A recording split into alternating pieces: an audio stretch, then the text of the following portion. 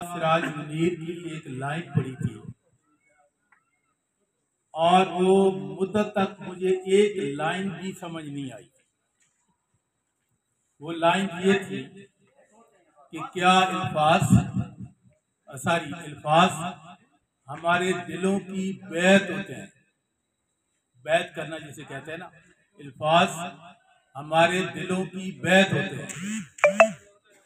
यकीन करें, मैं इस लफ्ज की, इस जुमले की गहराई में खो गया कि अल्फाज कैसे दिलों की बैत है। और ये बात बहुत अरसे के बाद समझ आई कि कमिटमेंट क्या चीज होती है। जब हम एक कलमा पढ़ते हैं तो उसका क्या मतलब होता है।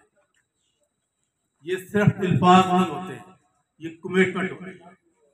ये बात मैं इसलिए कर रहा हूं कि अभी हमने इस तंजीम की एक नए सिरे से तंजीम साजी की थी और मलिक ताहिर सरफराज के हाथ पर हल्फ उठाया गया था, अल्लाह और रसूल को गवाह बनाकर। उस हल्फ की स्याही की खुश्क नहीं हुई। और आप देखें कि वो लोग जिन्होंने डिसिप्लिन की खिलाफवर्जी की, वो आज कहाँ पे खड़े हैं। तो आप उनके हस्ब नस्ब पे भी शक कर सकते हैं कि जो आपने अल्फाज पे कायम नहीं रहता। मैं आप यहाँ तमाम भाइयों को ये बात, मलिक ताहिर सरफराज के बारे में मैं थोड़ी सी अब बात करना चाहता हूँ। ताहिर सरफराज और हम दोनों सिविल सर्विसेज में बैचमेट भी हैं, दोस्त हैं, ताल्लुक हैं। मैंने इनसे बहुत पहले रिक्वेस्ट की थी कि तंजीम उल अवाम पाकिस्तान का एक फेस, जाहिल और अनपढ़, हम बहुत भुगत चुके हैं। आप जैसे पढ़े लिखे लोगों को आगे आना चाहिए।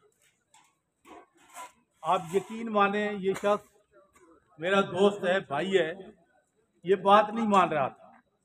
ये कह रहा था कि मेरे पास ऑलरेडी इतनी ज़्यादा कमिटमेंट है और बाकी कुछ मामलात हैं मेरे अपने, तो शायद मैं तंजीम के साथ इंसाफ न कर सकूं।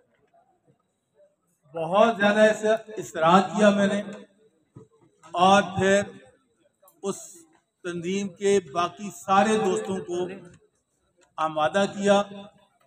वो सारे ताहिर सरफराज के, मलिक ताहिर सरफराज आवान के घर चल के गए। तमाम, मैं उनमें से किसी का नाम नहीं लेना चाहता हूँ, लेकिन इस जितने भी मरकज में उस वक्त थे वो मलिक ताहिर सरफराज अवान के घर गए और इनसे गुजारिश की कि आप तंजीम की क़यादत संभालें। इन्होंने कहा कि थोड़ा सा मुझे टाइम दें और उसके बाद 2-4 दिन के बाद इन्होंने भाइयों की उस गुजारिश जो उन्होंने की थी उसके एहतराम में इन्होंने कहा कि ठीक है, मैं ये ओहदा कबूल करता हूँ। तो अब आप देखें कि मलिक ताहिर सरफराज अवान फेडरल सेक्रेटरी, फौज में भी रहे। कौन सा अदारा है जिनमें इन्होंने, यहाँ डीसी चकवाल भी रहे, ये डीसी इस्लामाबाद भी रहे, कमिश्नर इस्लामाबाद भी रहे। तमाम आप ये कहें कि ब्यूरोक्रेसी के इन्होंने ओहदे पे काम किया है। इनसे ज़्यादा एक्सपीरियंस कौन हो सकता है। मुझे बहुत अफसोस होता है कि वो कुछ लोग जो इनका नाम लेते हैं, उनको शर्म आनी चाहिए कि आप किस शख्स का नाम ले रहे हो और आपकी अपनी औकात क्या है। आप अनपढ़, जिसे बात करने की भी तमीज़ नहीं है, वो किस तरीके से आवाम को एक इल्म की मीरास के लोग हैं, ये वारिस हैं। ऐसे लोग आप खुद बताएं कि क्या आवानों की वो क़यादत कर सकते हैं कि जो चिट्टे अनपढ़